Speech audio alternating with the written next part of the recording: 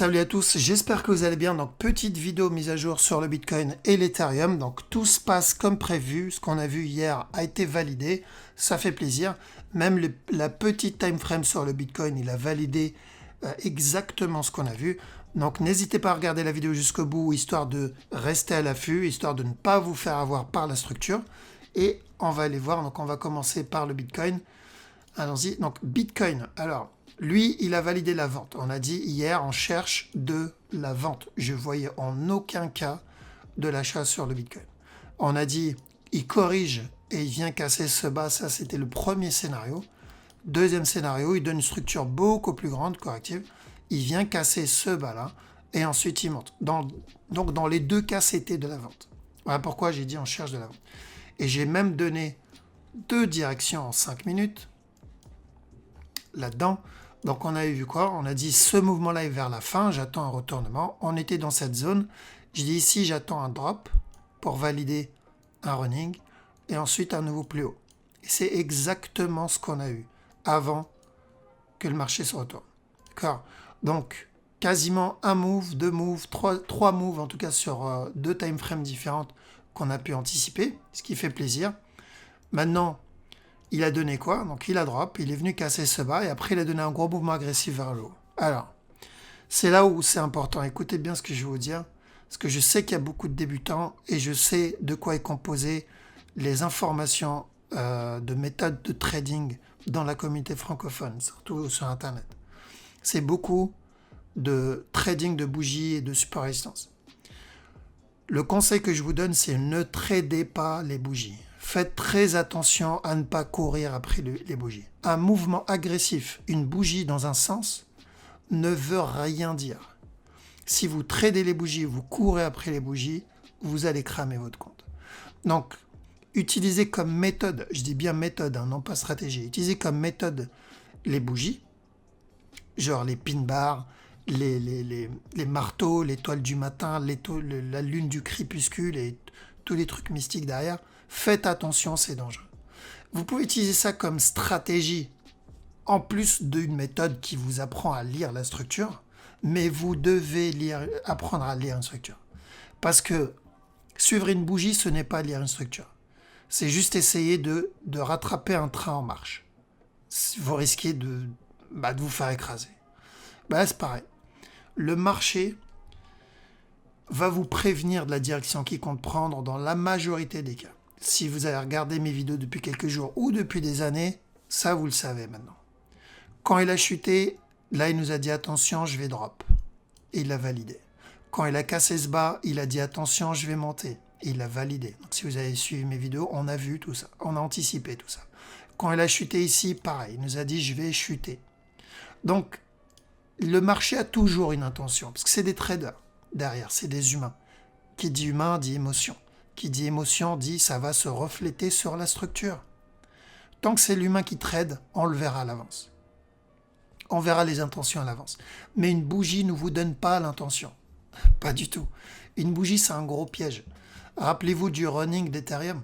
La personne qui a trade la grosse bougie baissière ici, hop, cette grosse bougie baissière, celui qui a trade ça en pensant que ça y est, c'est le retournement, il a dû être étonné quand le top a été cassé. Nous, en aucun cas, on a annoncé de la vente ici. On a annoncé de l'achat. Parce qu'on ne traite pas ni les supports et résistance, ni les bougies. D'accord? Donc, faites attention ici en petit time frame sur le 1 heure, ne pas vous faire avoir par un retournement agressif comme ça. Attendez une condition. Le marché va vous le dire. Si flag ici, ok, on peut tenter de l'achat. Parce qu'il peut monter, casser stop, et ensuite se retourner, valider le scénario jaune, et en fait ça c'était juste une structure corrective.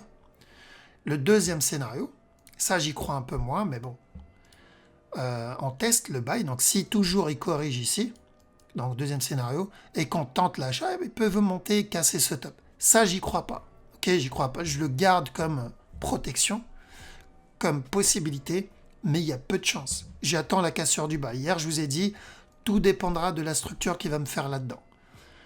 La correction va me dire s'il va venir casser le dernier plus bas ou pas. Et cette correction qu'il m'a donnée ici m'indique qu'il y a plus de chances qu'il vienne casser le dernier plus bas.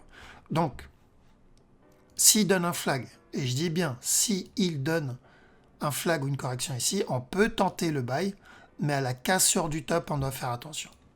Mais sachez que là, il peut directement venir casser le bas tout de suite, sans même donner de flag. Là, il peut monter. Alors, on va le voir en petit time frame, parce que ce genre de structure, c'est plutôt facile à repérer, j'ai envie de dire. Là, s'il continue, alors on est sur du 5 minutes, s'il continue à donner ça, c'est de l'achat. Donc, pour ça, il n'y a pas de doute là-dessus. Donc, s'il continue à donner ça, c'est de l'achat. Mais c'est du 5 minutes. Ce qu'il peut faire, et il y a des chances d'ailleurs qu'il nous donne ça, c'est il corrige, casse le top, corrige, casse le top, et ensuite il se retourne. Ça, il peut le faire. Donc celui qui veut tenter le buy, voilà, bien attendre un setup, ne pas rentrer à l'arrache, parce qu'un mouvement agressif dans un sens ne veut rien dire. Donc, l'idéal, c'est qu'il vienne casser ce bas-là. À la cassure de ce bas, on cherchera des setups d'achat pour le gros running, rappelez-vous. Ok? Donc ne vous faites pas avoir, ne soyez pas impatient. La patience, c'est notre arme. Utilisez ça, n'essayez pas de courir après la structure. Ok? Donc, scénario, comme j'ai dit, c'est où on va avoir un drop directement, qu'on va le garder sur le jaune, hein, où il corrige ici, et ensuite il drop, ok? Donc en gros la cassure du bas, ou sinon, en rouge, on va le mettre, il va flag ici. Hop, flag ici, et ensuite monter. Donc tant qu'il n'y a pas de flag 1 heure, on ne rentre pas. Ok? Mais je ne pense pas qu'on va voir ça. Là, je pense, j'irai plutôt pour de la vente encore. Mais c'est pas moi qui décide, je peux avoir tort. D'accord? Donc, voilà, ne soyez pas outrés si la direction que je vous montre n'est pas validée derrière. Moi, je fais que vous montrer les scénarios. Ethereum. Donc, Ethereum, il valide aussi le running proprement. Donc, je vous ai dit que j'attends un retournement. D'ailleurs, je vous ai même pas montré plusieurs scénarios où il n'y en avait qu'un. Je vous ai dit c'est de la vente. Je sais que beaucoup prévoyaient de l'achat. Je ne sais pas pourquoi. Je ne vois pas où ils voyaient de l'achat dans cette structure. Il y avait zéro setup d'achat. Il y avait rien qui m'indiquait ça. Donc voilà pourquoi, encore une fois, c'est dangereux d'avoir un bias, d'avoir un biais. C'est si vous êtes concentré sur une seule direction, vous allez voir que cette direction. Et croyez-moi, votre cerveau va faire en sorte que vous voyez que ça. Que le cerveau, il est très intelligent, mais il peut être très bête en même temps. Donc si vous vous concentrez sur un seul truc, vous allez voir que ça. Je sors toujours l'exemple de la voiture. Si demain vous voulez acheter une voiture, et on va dire une Citroën C4, et vous faites pendant des jours et des jours des recherches que sur ça, vous allez voir que des Citroën C4, vous allez chercher le meilleur modèle, le prix, la couleur, etc. Pendant des jours, vous voyez ça. Quand vous allez sortir dehors, bizarrement, vous allez voir que des Citroën C4 autour de vous. Parce que vous avez conditionné votre cerveau à chercher ça. Donc si vous conditionnez votre cerveau à chercher de l'achat, vous allez voir que de l'achat, même quand il n'y en a pas. Et ça, c'est dangereux. Voilà pourquoi ce qu'on fait ici, c'est important. On doit avoir une vision large, les possibilités pour ne pas se faire avoir. Et ici, il n'y avait pas d'achat. D'accord? Il n'y avait que de la vente. Donc, il est venu nous valider un expanding, exactement ce qu'il a validé là-dedans, un expanding. Donc, il a cassé le top. J'aurais préféré un running. Maintenant, de la vente, c'est de la vente. On ne va pas chipoter. Du coup, la suite, c'est quoi? Alors, à partir de maintenant, ça devient un peu plus risqué. Là, c'était propre, il n'y avait qu'une seule direction, il n'y avait pas de surprise. Mais à partir de maintenant, c'est différent. Là, on est sur potentiellement une fin de structure ici. Donc, il y a deux possibilités. Première possibilité, structure terminée, il va flag et il va monter, casser le top encore une fois. Donc, on a eu ce 1, ce 2, et il va venir donner le C ici, tranquillement. Donc, si c'est ça, qu'est-ce que je dois faire? J'attends un flag et j'achète. Ok, donc classique. L'autre possibilité, on va le mettre en jaune, toujours. L'autre possibilité, c'est qu'il vienne casser ce bas-là directement. Donc, il continue à ramper. Et on va le mettre dans le même scénario, une correction. Au lieu de venir casser en mode agressif, il corrige ici et quand même venir casser le dernier plus bas. Du coup, pour vous aider, donc si vous n'avez pas encore l'habitude avec la structure, c'est simple. En gros, s'il corrige, s'il retrace tout ce qu'il vient de faire, et là, ça s'annonce mal déjà justement pour la continuation vers le haut, s'il retrace tout le mouvement haussier qu'il vient de faire, là, tout le up, s'il vient le retracer, alors oui, il y a peu de chances qu'il vienne casser le top. D'accord? S'il retrace tout ce qu'il vient de faire ici, dans ce cas-là, il va valider ou hop, hop, voilà. Donc s'il retrace, c'est où il viendra casser le bas directement sans corriger quoi que ce soit, ou sinon il va retracer, il va corriger, chuter, donner un nouveau plus haut, et en gros donner une structure corrective comme un régular et casser. Donc en gros, s'il retrace ce qu'il vient de faire, il viendra casser ce bas encore une fois. D'accord? Par contre, si vous le voyez faire ça, on va le mettre en rouge.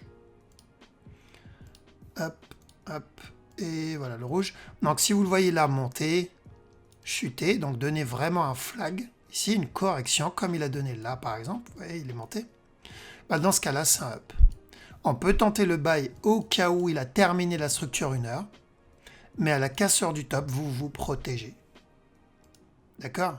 Donc, là, vous donnez une direction comme je l'ai fait ici, c'est un peu plus compliqué parce qu'on est sur potentiellement une fin de structure qui m'annonce ou un up pour terminer ça. Moi, si j'ai un setup d'achat, personnellement, je vais le tenter, mais j'attendrai bien un setup d'achat. Et l'autre scénario que je vous montre aussi quand même, parce qu'on est dans un point, on va dire, assez complexe. L'autre scénario, c'est, voilà, il corrige et il revient casser encore ce bas-là. D'accord? Donc, qu'est-ce que je vais viser?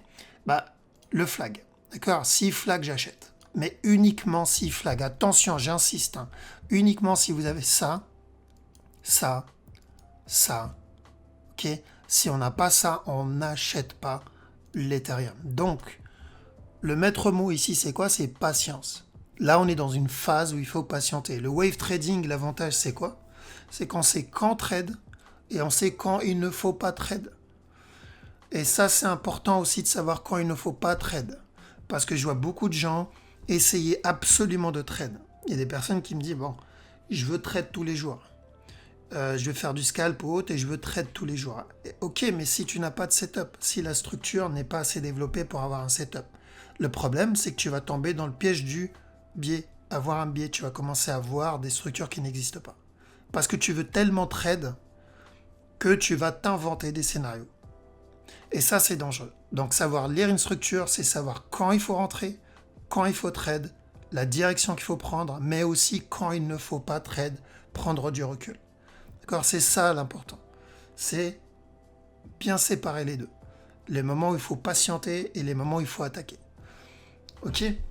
Donc, les conseils du jour, c'est principalement éviter de courir après les bougies, éviter de courir après les mouvements agressifs, parce que ça, c'est clairement une catastrophe pour votre compte. Bien rester pragmatique. N'essayez pas de trade souvent, mais essayez de trade bien. Et ça aussi, c'est très très important. Et voilà, donc je pense avoir fait le tour. J'espère que vous avez quand même apprécié la vidéo. Patientez, patientez, ne soyez pas pressés. Le marché va toujours vous prévenir. N'ayez pas peur de louper une opportunité. Sincèrement, j'espère vous l'avoir prouvé plusieurs fois. Le marché vous prévient avant de prendre une direction. 9 fois sur 10, c'est le cas. Donc n'ayez pas peur, patientez, prenez le temps, ne faites pas d'erreurs que vous pouvez éviter. Ok, en tout cas, l'objectif de mes vidéos, c'est de vous faire éviter ce genre d'erreur. Attention, je ne propose pas des signaux, ce n'est pas des signaux, je suis contre ce principe. Mon but, c'est que chaque trader doit être indépendant, qu'il sache prendre les décisions par lui-même pour être confiant dans la structure. Si vous avez peur, quand vous rentrez dans un trade, si vous ne savez pas où vous en êtes, restez à l'écart. D'accord? Ne prenez pas mes trades si vous ne savez pas trade ou si vous n'avez pas de stratégie. Mon but, c'est de vous montrer qu'il y a une autre façon de faire, mais aussi de toujours garder son calme et prendre des décisions en gardant toujours la tête froide. D'accord? Voilà, donc je vous laisse ici. N'hésitez pas à vous abonner parce que j'ai vu que 50% des personnes plus de 50% des personnes qui regardent mes vidéos ne sont pas abonnées. N'hésitez pas à le faire, ça coûte rien et ça m'aide énormément pour faire connaître un peu plus ma chaîne, mais aussi ça me motive à continuer à faire des vidéos comme ça tous les jours. Normalement, j'en fais qu'une fois par semaine sur la chaîne. Donc n'hésitez pas à vous abonner, ça me ferait vraiment plaisir. Donc bonne soirée à tous et à toutes. Je vous dis à la prochaine. Ciao.